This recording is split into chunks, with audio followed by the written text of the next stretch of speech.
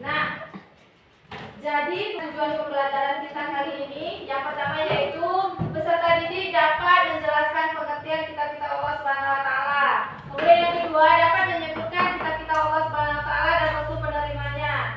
Yang ketiga dapat menunjuk gambar kitab-kitab Allah Subhanahu wa taala dan peserta didik dapat mengetahui bahasa dalam kitab-kitab Allah Subhanahu wa taala.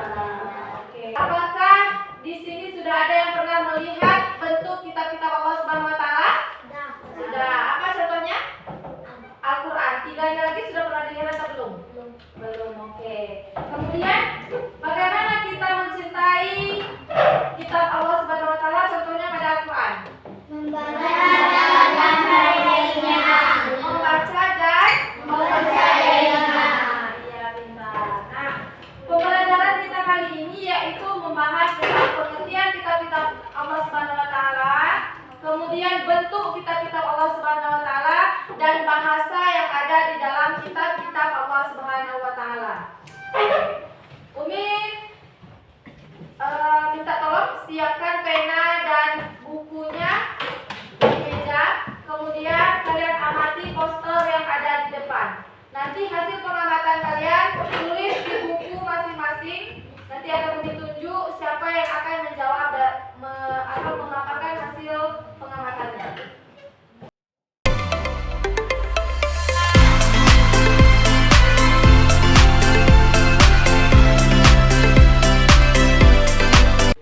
Sudah ada jawabannya? Sudah. Kalau sudah ada, Umi minta kepada Ananda Fahmi untuk menyampaikan hasil pengamatan kamu tadi Fahmi melalui poster yang ada di depan. Silakan Fahmi. Kitab Taurat menggunakan bahasa Ibrani. Ya. Kitab Zabur menggunakan bahasa Kipti. Ya. Kitab Injil menggunakan bahasa Suryani. Ya. Kitab Al-Quran menggunakan bahasa Arab. Iya, betul. Tepuk tangan dulu. Sekarang hasil pengamatan kedua, Umi minta Ananda Azhar untuk menyampaikan pengamatannya. Al-Quran berisi perintah dan ancaman untuk umat Islam, dan Zabur berisi nyanyian pujaan kepada Allah. Oke, baik. Boleh tepuk tangan untuk Azhar. Oke, selanjutnya Umi akan menjelaskan tentang pengertian kitab-kitab Allah Subhanahu wa taala. Nah, di sini pengertian kitab-kitab Allah Subhanahu wa taala itu adalah kumpulan firman Allah yang dibukukan dan diturunkan kepada para nabi dan rasul yang disampaikan kepada umat manusia. Kemudian apa sih tujuan kita tujuan kita mengimaninya? Tujuan kita mengimaninya yaitu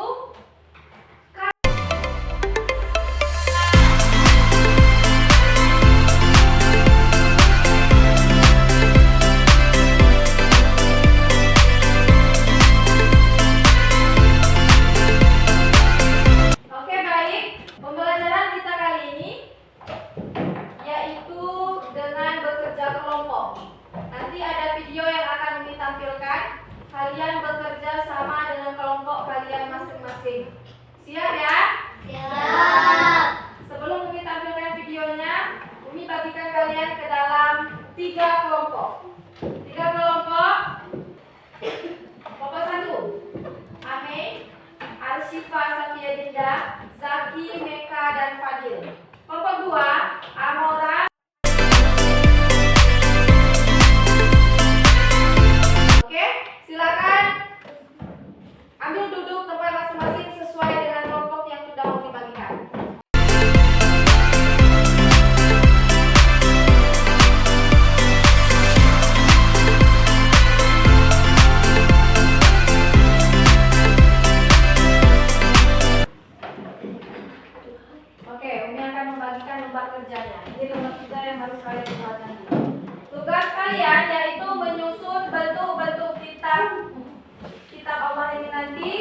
dan nama Rasul penerimanya. Ini untuk kelompok 3.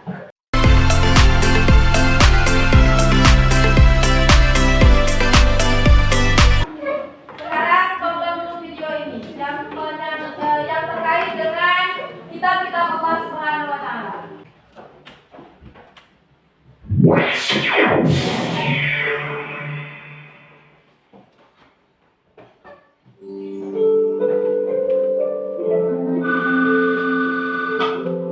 Assalamualaikum. Waalaikumsalam. Dodo ya? Iya, Syamil, ada apa? Do, di lapangan bermain ada perpustakaan keliling. Kita ke sana yuk, Do. Oh iya, bukunya bagus-bagus tidak? Kata-kata dia yang sudah ke sana, koleksi bukunya banyak dan bagus-bagus.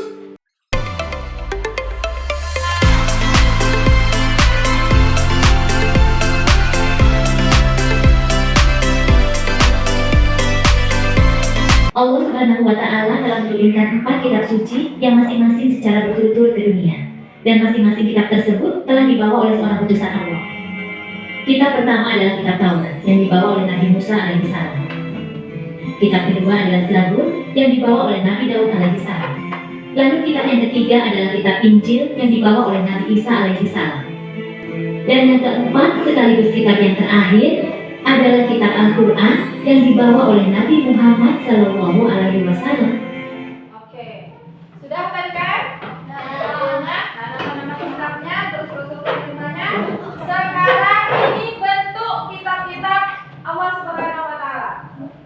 Itu selesaikan tugas kalian dengan bentuk-bentuknya dan nama Rasul penerimanya. Dilihat dulu Umi kasih gambar ini cuma 2 menit aja. Oke, lihat dulu. Oke, waktunya sudah habis. 1, 2, 3. Silakan mulai kerjakan. Silakan mulai dikerjakan.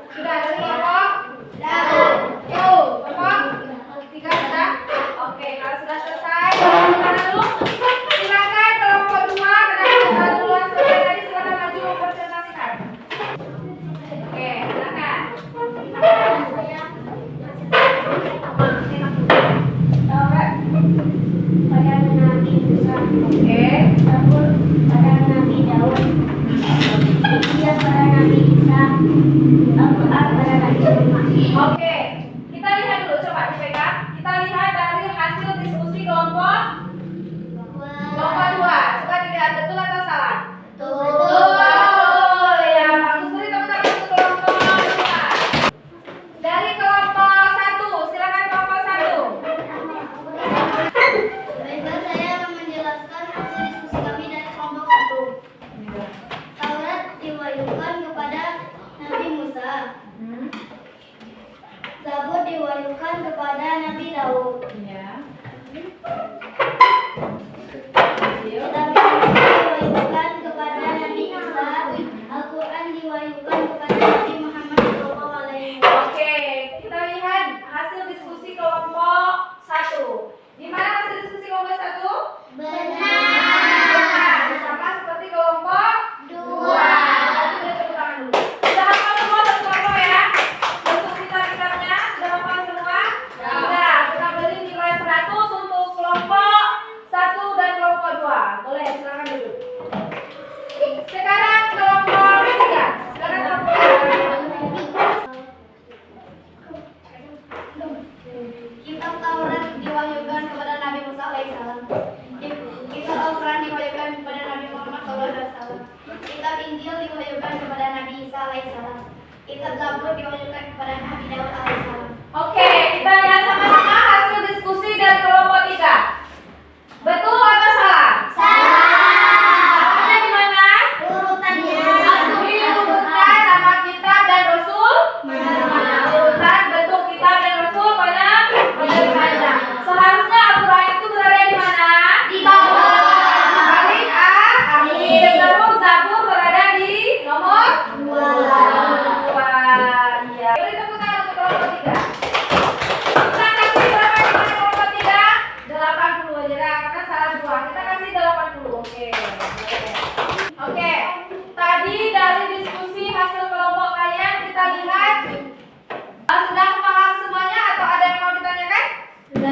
Ya. Umi, apa anak kecil boleh baca Quran?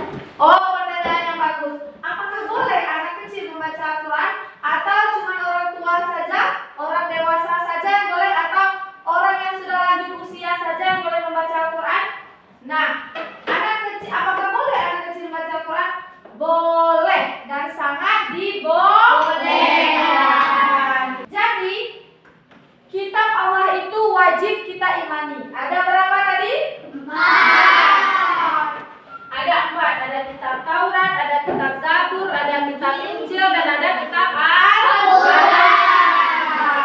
Wajib kita imani sebagai pegangan hidup kita, umat manusia. Agar hidup kita tenang, agar hidup kita lurus, agar kita menjadi insan yang baik, maka kita harus mengimani kitab-kitab Allah dan harus mengamalkan isi yang ada di dalamnya. Sekarang Umi bagikan uji kemampuanku, kalian isi ini. Ini yang sudah ada di buku paket kita.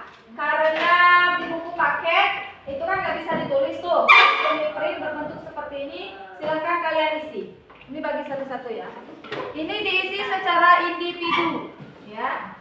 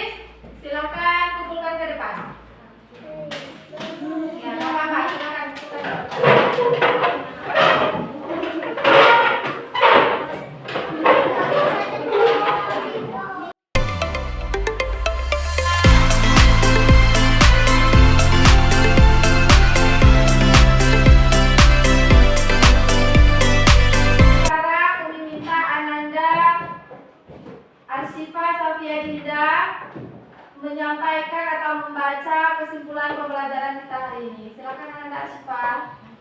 Dengan kita mempercayai bahwa Allah yang menciptakan kitabnya, maka dengan itu kita sudah mempercayai rukun iman ketiga dalam Islam. Dengan mengimaninya, maka hidup kita akan merasa tenang dan kita diberi jalan terbaik dalam menjalani kehidupan yang sementara ini. Terima kasih Anda, Asyifa. Pembelajaran kita sudah selesai. Pertemuan kita berikutnya yaitu membahas tentang puasa. Jadi persiapkan diri ya tentang puasa. Kalian di rumah harus tetap semangat belajar demi masa depan kalian itu sendiri. Harus lebih bersabar dalam belajar agar ilmu yang kalian dapat itu berkah dan diberikan kecerdasan dari Allah Subhanahu wa taala. Baik, sebagai penutup pembelajaran kita hari ini, kita pembacaan doa setelah belajar dengan membacakan surah Al-Fatihah dipimpin oleh Ananda Zaki. Silakan Ananda Zaki. Berdoa mulai.